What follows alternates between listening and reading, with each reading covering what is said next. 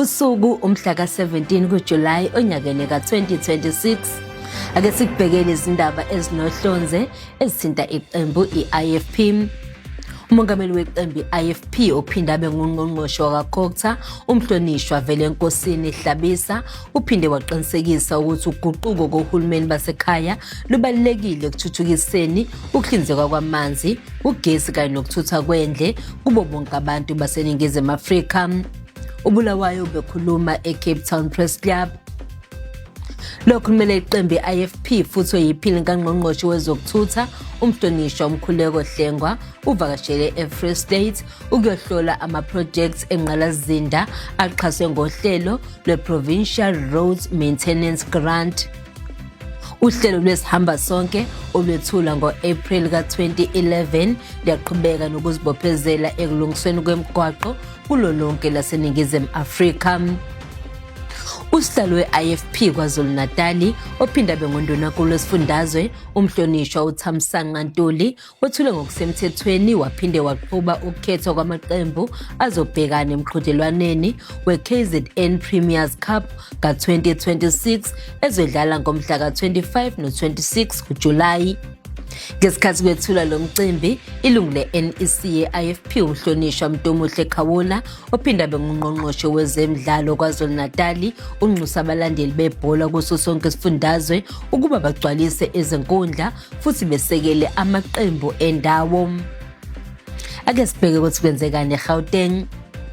Unobhala kazwelonke we-IFP Youth Brigade ophinde abe ngu-MMC obhekele ukuhlaliswa kwabantu emkhandlwini i-City of Johannesburg ukhansela Mlungisi Mabaso uthatha isinyathelo sokuqeda imisebenzi engekho emthethweni eyenziwa ngamazamazama emjondolo yaseJumpers.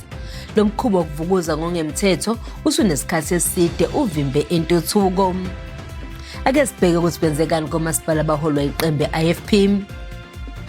Umasipala wesifunda eZululand oholwa i-IFP ngaphansi kobuholi beMeya uKhansela Michael Khumalo ubamba umhlangano obizwa nge-Field Marshal Deep Dive Dialogue nentsha engasebenzi. Lo mhlangano wezinsuku ezimbili uhlanganise intsha, abaholi, ochwepheshe bemkhakha eyahlukene ukuze bezoxhumana, babelane ngolwazi futhi bavule namathuba. Umasipala Semhlathuze oholwa yiqembu i-IFP ngaphansi kobuholi beMeya uKhansela Xolani Ngwezi wethule izimoto ezintsha ezibiza imali engaphezulu kuka-6 million wamarandi ezizolekelela ekuhlinzekweni kwezidingo zomphakathi. Iminyaka kamasipala oholwa iqembu i-IFP abaqolusi Local Municipality uKhansela Sifiso Mkhwanazi wethule ngokusemthethweni osonkontileka abazokwakha kabusha imigwaqo eminye konke ngetiyela ezingxenyeni ezahlukene zomkhandlu wabaqolusi. Kwezinye izindawo kuyaqhubeka ukuvala kwemigodi esemgwaqeni ama-potholes nokuzoba isixazululo sesikhashana. Umasipala oholwa iqembu i-IFP ngaphansi kobuholi beMeya uKhansela Mduduzi Myeza okungumasipala Inkosi Langalibalele wethule ngokusemthethweni usonkontileka ozofakela umphakathi wakwaMatshesi ugesi okokuqala ngqa emlandweni.